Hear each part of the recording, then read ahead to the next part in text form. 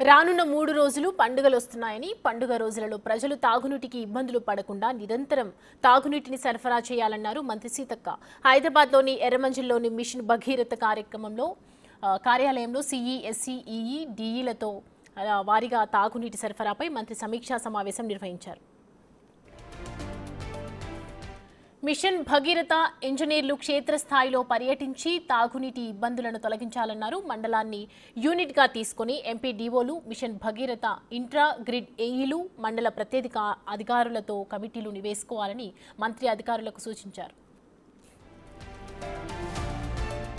Machine Bhagiratha పైపులు వేస్తున్న సమయంలో దెబ్బతిన్న పంచాయతీరాజ్, ఆర్ఎన్బి రోడ్లకు మరమ్మతులు చేయాలన్నారు. అత్యవసర పనుల కోసం ప్రత్యేక బడ్జెట్ను కేటాయిస్తున్నారు మంత్రి సీతక్క.